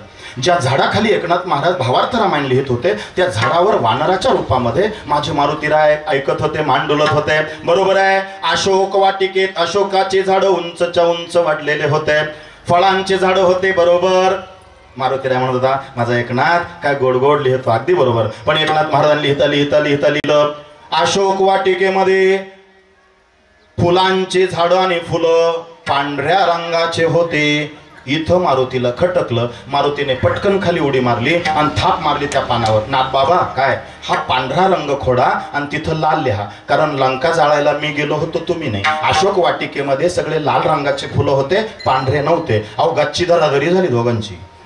एकनाथ महाराज म्हणले मी जे लिहिलं ते सत्य आहे. आणि मारुती म्हणला नाही मी गेलो होतो श्रीलंकेत का तू म्हणे मारुती तू. मग पाहिलं कोणी? एकनाथ महाराज म्हणले मी नव्हतो गेलो, मी मला माहित नाही, पण पांढऱ्याच रंगाचे फुलं होते. अहो दोघं इतके जिद्दीला पेटले. पण काय असतं, दोन लेकरांमध्ये मारामाऱ्या भांडणं झाले का सगळ्यात जास्त आईला वाईट वाटतं. आली ना कोण आई आली? रघुराज. विश्वाचा विश्राम रे स्वामी माझा राम रे, विश्वाचा विश्राम रे स्वामी माझा राम रे. आले ना प्रभू रामचंद्र. अरे सोडा सोडा लेकरांनो, भांडू नका. मारुती म्हणला देवा माझा काहीच मुद्दा नाही, अख्खं रामायणाने बरोबर लिहिलं, पण मी होतो ना लंका जाळायला, तिथं फुलं लाल रंगाचे होते. माझा एकच मुद्दा आहे, याने पांढऱ्या रंगाची फुलं, पांढरा रंग खोडावा, लाल रंगाची फुलं लिहावे. माझं काही दुमत नाही, मी पाया पडतो लागल्यास एकनाथाच्या. रामाने सांगितलं माझ्या बाळा मारुती तुझं पण बरोबर आहे. आणि एकनाथ हा काय माझा बेटा तुझं पण बरोबर आहे. मारुती म्हणला दोघांचं कसं काय बरोबर असू शकतं? म्हणले तिथं श्रीलंकेत फुलं पांढऱ्याच रंगाचे होते मारुती, पण तुला रावणाचा राग आल्यामुळं तुझे डोळे लाल झाले होते, म्हणून तुला अख्खे फुलं पांढरे लाल दिसत होते. कळलं काय? मग खरं कोणाचं? दोघांचं पण. म्हणून लक्ष द्या, लक्ष द्या. तुम्ही म्हणाला असं होतं का? मग असं होतं ना, ज्याचे डोळे लाल झाले त्याला सगळं रागच दिसतो, सगळी त्याला शांतता दिसतच नाही. मग कसं काय? तुम्ही पहा एखाद्याला कावीळ जर झाली ना, कावीळ त्याचे डोळे पिवळे होत्या आणि त्याची बायको ना म्हणली हलका हलका द्यावा मानावऱ्याला, म्हणून तिने साधा भात केला आणि थोडी साखर टाकली त्याच्यात आणि म्हणली खा. आणि ते चिडलं म्हणला हळद काला टाकली? काय म्हणला? हळद. ती म्हणली तो का डोक्यात फरक पडला काय? कोणलाय बोलो, चार माणसं बोलो, नुसता आरोप करतो मावर. 25 वर्ष झाले लग्नाला, मावर विश्वास आहे का नाही? नाही नाही, तू हळद काला टाकली? अरे तिनं पांढराच भात दिला, तुझ्या दृष्टीचा नजरेचा दोष आहे. डोळ्यात कावीळ पित्त उतरलं का अख्खं जग पिवळत दिसतं. लक्षात घ्या, नजर बदलो तो नजारे बदल जाते हैं, अपनी सोच बदलो तो सितारे बदल जाते हैं. विठ्ठल.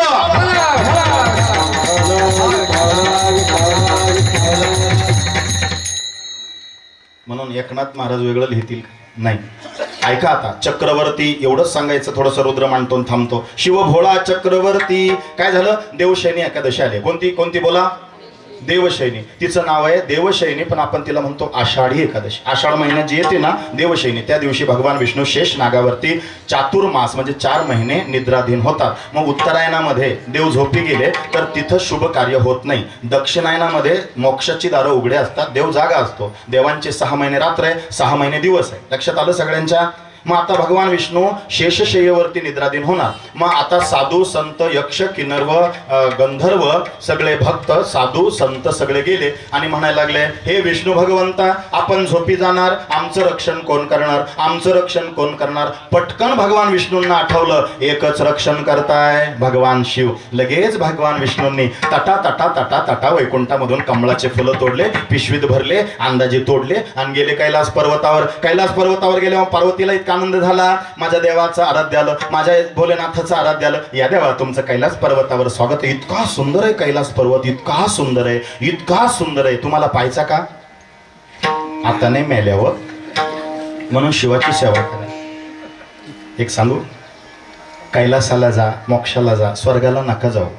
कारण स्वर्गाला गेल्यावर तुम्ही केलेल्या पुण्याचं फक्त तिथं तुम्हाला सुख मिळेल, पण पापाचं फळ भोगायला परत खाली यावं लागेल. मग पुण्याची पावटी सरे सवेची पिंपणाची, मग येऊ लागती माघारे मृत्यू लोका.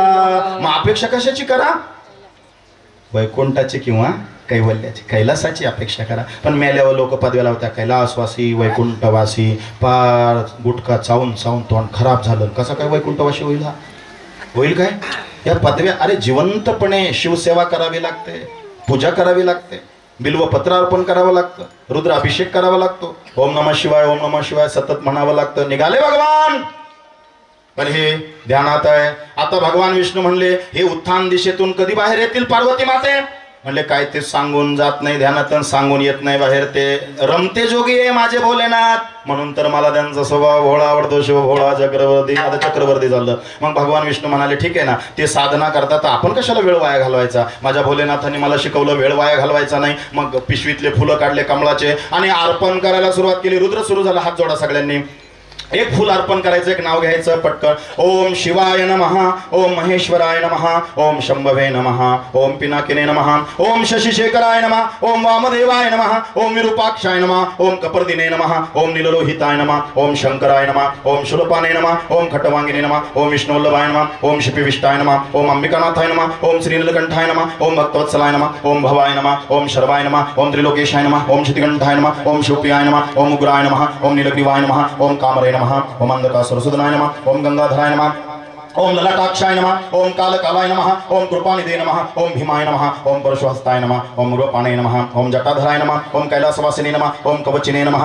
ओम कटोराय नमः ओम त्रिपुरंतकाय नमः ओम ऋषंकाय नमः ओम वृषभारूढाय नमः ओम भस्मदधुतलितविग्रहाय नमः ओम सामप्रियाय नमः ओम सुरमयाय नमः ओम त्रयमूर्ते नमः ओम अमीश्वराय नमः ओम सर्वज्ञाय नमः ओम परमात्मने नमः ओम सोमसूर्याग्निलोचनाय नमः ओम हविषे नमः ओम यज्ञमय नमः ओम सोमाय नमः ओम पंचवक्राय नमः ओम सदाशिवाय नमः ओम विश्वेश्वराय नमः ओम वीरभद्राय नमः ओम गणनाथाय नमः ओम प्रजापते नमः ओम हिरण्यरेतसे नमः ओम दुर्गर्षाय नमः ओम गिरीशाय नमः ओम भालचंद्राय नमः ओम अनघाय नमः ओम भुजंगभूषणाय नमः ओम भर्गाय नमः ओम गिरिधुने नमः ओम गिरिप्रियाय नमः ओम कृतवाससे नमः ओम पुरारातय नमः ओम भगवते नमः ओम प्रमदाधिपाय नमः ओम मृत्युंजयाय नमः ओम सूक्ष्मतनवे नमः ओम जगद्व्यापिने नमः ओम जगद्गुरुवे नमः ओम व्योमकेशाय नमः ओम महासेजनकाय नमः ओम चारुविक्रमाय नमः ओम रुद्राय नमः ओम भूतपते नमः ओम स्थानवे नमः ओम आयुर्बुद्धिन्याय नमः ओम दिगंबराय नमः ओम अष्टमूर्ते नमः ओम अनेकात्मने नमः ओम सात्विकाय नमः ओम शुद्ध विग्रहाय नमः ओम शाश्वताय नमः ओम खंडपरशवे नमः ओम अजाय नमः ओम पार्श्वमोचाय नमः ओम रूढाय नमः ओम पशुपते नमः ओम देवाय नमः ओम महादेवाय नमः ओम अव्ययाय नमः ओम हराय नमः ओम पुष्पदंतविदे नमः ओम अव्यग्राय नमः ओम दक्षधरहराय नमः ओम हराय नमः ओम भगनेत्रविदे नमः ओम अव्यक्ताय नमः ओम सहस्रक्षाय नमः ओम सहस्रपदे नमः ओम अपवर्गप्रदाय नमः ओम अनंताय नमः ओम तारकाय नमः मोजले का तुम्ही मग काय करीत आहेत तुम्ही 107च भरले कारण भगवान विष्णूंनी कमळाची फुलं अंदाजे आणली होती ना आणि भगवान शिवाचे नाव किती 108 आणि फुलं किती भरली 107 पण नुसतेच हरिपाठात महाविष्णूचा अवतार सखा माझा निस्ते म्हणत नाही आधी नित्य नियम केलाय माझ्या विष्णूंनी म्हणून हरिपाठात सांगितलंय तुम्ही पूजा चालू असताना काही कमी पडलं तर उठायचं नाही तिथंच क्षमा प्रार्थना मागून ती सेवा रुजू करायची हे भगवान विष्णू नित्यनियम कसा असावा शिकवतात आता कमल एक होता कमी शिव महिमा आहे मराठीत सांगतो वेळ कमी आहे कमल एक होता कमी आता एक कमळ कमी पडलं म्हणून कुठल्या प्रकारचा इकडचं तिकडचा विचार न करता हे बोले ना आता 108व्या नावाला कमळ कमी पडलं म्हणून तू माझ्याकडे डोळे बघून उघडून बघत नाही का ध्यानात आहेस पण मी पण कट्टर आहे तुझ्याकडे डोळे तुला उघडायलाच लावील माझ्याकडे तुला बघायलाच लावील अरे आता मी झोपणार आहे ना तुझ्याकडून मी काहीतरी घ्यायला आलो मी झोपलो तरी रक्षण होण्यासाठी हे मनोमन चाललंय आणि मग भगवान विष्णूंनी काय केलं हे 3 बोट असे डोळ्यात घातले आणि नयन काढून एक कमळ कमी पडलं म्हणून नयन वाहिलं आणि तो डोळा काढून वाहिल्याबरोबर भगवान शिवजी खाडकन जागे झाले आणि मिठी मारली माझ्या विष्णूंना हे पांडुरंगा हे विष्णू वरदान देतो तुला आज मला कमळ कमी पडलं म्हणून तू नयन काढून वाढलं ना मला वाटलं ना माझ्या समोर वाहिलं ना तुला आजपासून एक पदवी मिळेल लोक तुला कमल नयन म्हणतील काय म्हणतील कोणी दिली ही पदवी एकाचे हृदय अरे माझे भगवान विष्णू शिवाच्या पायावर वागताय ते मागे सरकले नाही नाही नाही असं नका करू आणि शिवजी विष्णूंच्या पायावर वागते नाही नाही नाही असं नका करू मग काय करायचं पार्वती म्हणली एक काम करा कोणी कोणाच्या पाया नका पडू एकमेकाला मिठी मारा आणि मिठी मारली तो दिवस होता त्रिपुरारी पौर्णिमेचा म्हणून त्रिपुरारी पौर्णिमेच्या दिवशी शंकराला तुळशी पत्र वाहतात विष्णूचं सहस्रनाम म्हणून नीट लक्ष द्या शंकराला तुळशी पत्र वाहतात विष्णू सहस्रनाम म्हणून आणि विष्णूला 108 नामावली म्हणून बेलपत्र वाहतात हे एक आहेत आणि मग म्हणाले काळजी नको करू देवा मी तुझा मनसुबा जाणला तू झोपला तरी जगाचं रक्षण करण्यासाठी एक तुला आयुध असं देतो नीट लक्ष द्या कमल एक होता कमी हरीश शिवतोषता शिव महिमा का हे माझं नाहीये कीर्तनकाराने पुरावा नाही दिला तर त्याला डायरेक्ट पुरावा मराठी आहे पुरावा नसेल तर त्याला पुरावा, मग ते कुठलाही पुरावा, खड्डा खोदान पुरावा. लक्ष द्या, पुरावा आहे. कमल एक होता कमी हरीश शिवतोषता नित सुदर्शना अर्पिले आणि करात बघ विष्णूला जगत रक्षण्या सोबले. कोणी दिलं सुदर्शन चक्र? कोणी दिलं? बोला पटकन, नाही तर 4 वाजवेल मी. भगवान शिवाने विष्णूंना चक्र दिलंय म्हणून शिव भोळा. पण अजून नाही झालं. आता इकडं संगती नवनाथात लागती. एक डोळा काढून वाहिला. कोणी? कळतंय का तुम्हाला? भगवान शिवजी म्हणले, हे विष्णुदेवा काळजी नका करू, मी कोणाचंच ठेवत नाही, त्याला दुप्पट परत करतो.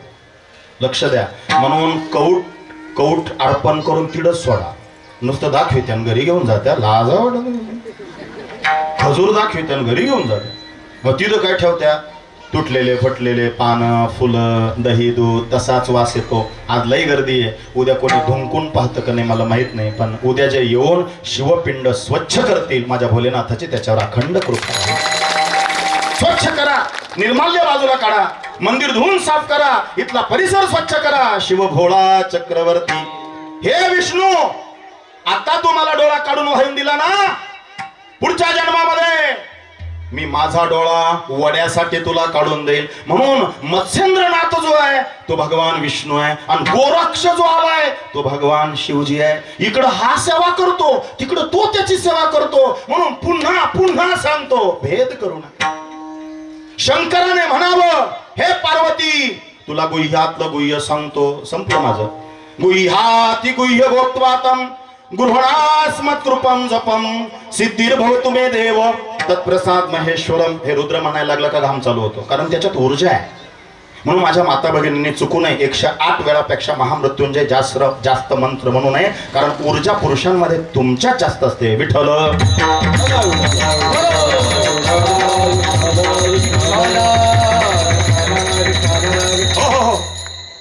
शिवानं म्हणावं, जाता जाता संदेश देतो, कारण मला खूप दिवसानंतर, मला नाही आठवत, असा योग आला. काल एकादशी आणि आज काय काय आमच्या लोकांनी तर सोडेलच नाही अजून. काय एकादशी? पण काल मला इतके फोन, एकादशी सोडू का शिवरात्र सोडू? म्हणलं काहीच नको सोडू.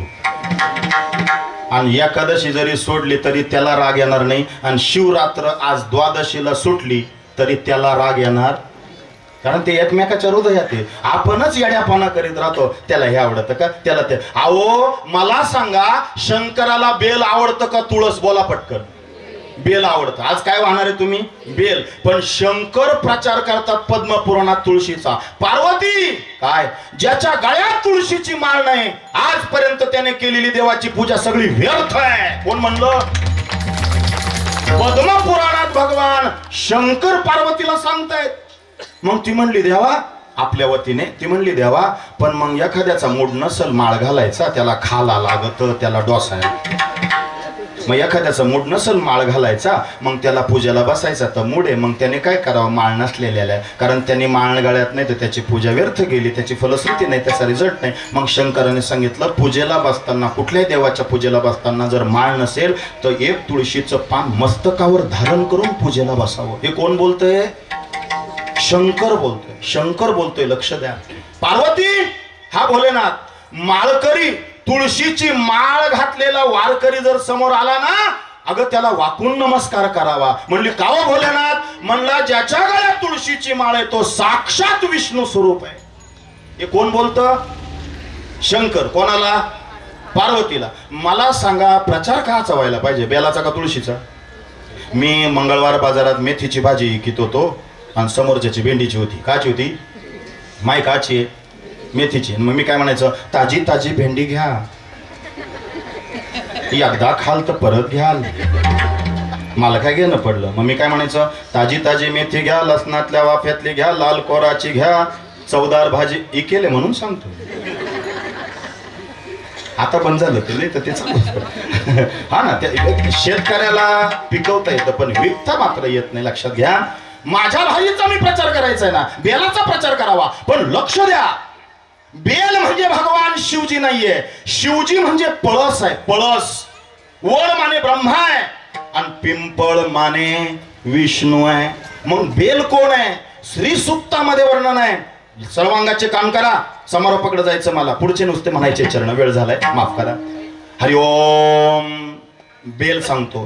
हिरण्यवर्णाम हरण्यम सुवर्णरजत सृजाम चंद्राम हिरण्मयीं लक्ष्मीं जातो वेदोम अवाह तामम अवाह जातवेदो लक्ष्मीमण पगामिनीं यस्सां हिरण्यविंदें गामंशं पुरुषाणहं अश्वपूर्वा मृदा मध्यमस्तिनाद प्रबोधिनीं श्रियं देवीमुपहवै श्रीमार्दे विजसुतां कासोस्मितां हिरण्यप्राकार अर्धां ज्वलन्तीं दृप्तां तर्पयन्तीं पद्मे स्थितां पद्मवर्णां ताम्यहोपहवै श्रियं चन्द्रां प्रभसां यशसां ज्वलन्तीं श्रियं लोकदिष्टुमुद्रां तां पद्मिनीं शरणमहं प्रभगे अलक्ष्मीरमे नाशान्तां मृणे आदित्यवर्णे तपसोगी जातो वनस्पतीस्तव वृक्षोत बिल्वः.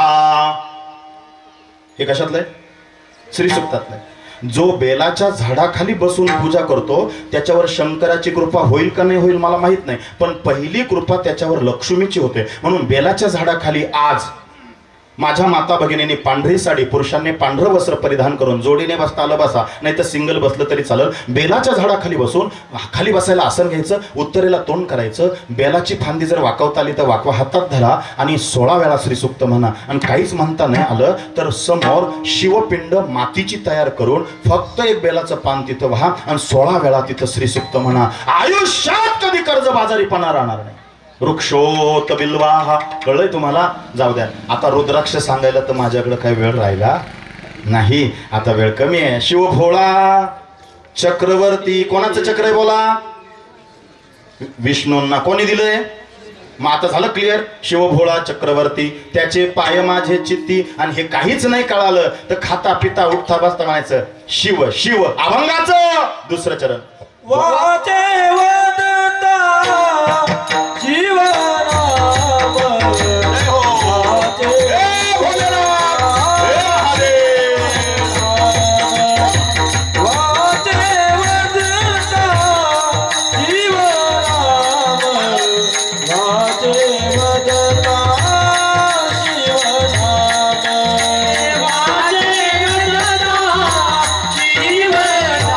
जीवनाम वाचे वदता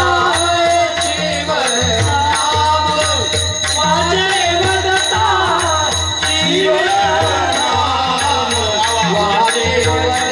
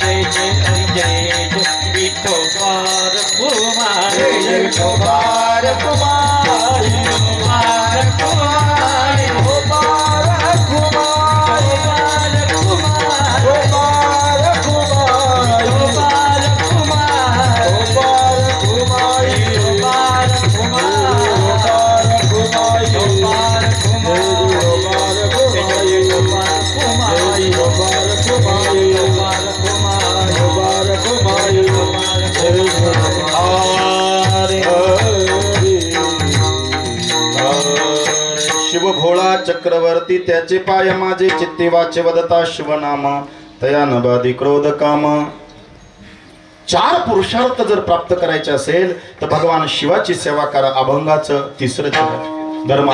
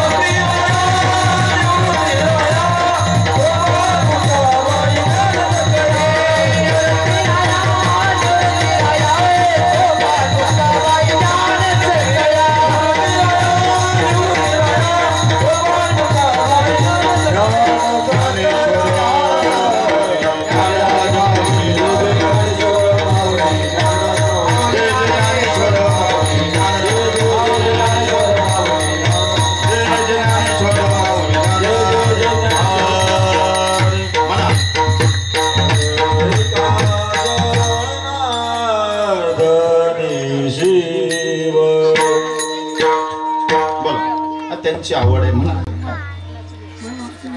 घ्या 2 मिनिट. हे जरी नाही ऐकता तरी दुसरं येईल. हे जरी नाही ऐकता, हे जरी नाही ऐकता, तरी दुसरं येईल. हे जरी नाही ऐकता, हे जरी नाही ऐकता, तरी दुसरं येईल. हे जरी नाही ऐकता, हे जरी नाही ऐकता, तरी दुसरं येईल. हे जरी नाही ऐकता, सरळ शेवटी काळ बांधून देईल. सरळ शेवटी काळ बांधून देईल. सरळ शेवटी काळ बांधून देईल.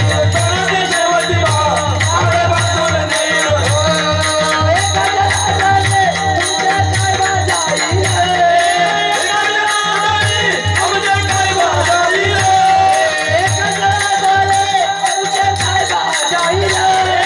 एका जनार्दने तुमच्या काय बाजाईल.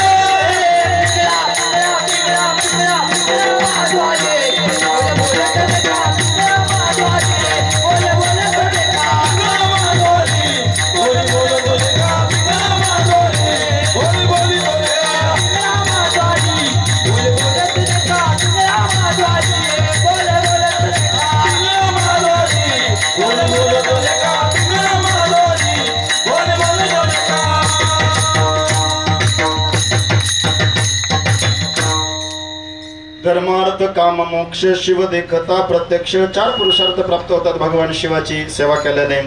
वाचे वदता शिवनाम तयान बाधी क्रोध काम. विकराळ असलेला कळीकाळ ज्याला जग घाबरत, पण तो विकराळ असलेला कळीकाळ माझ्या भगवान शिवाच्या नामाला घाबरतो. शेवटचा एका जनार्दनी शिव. एका जनार्दनी शिव. एका जनार्दनी शिव. एका जनार्दनी शिव.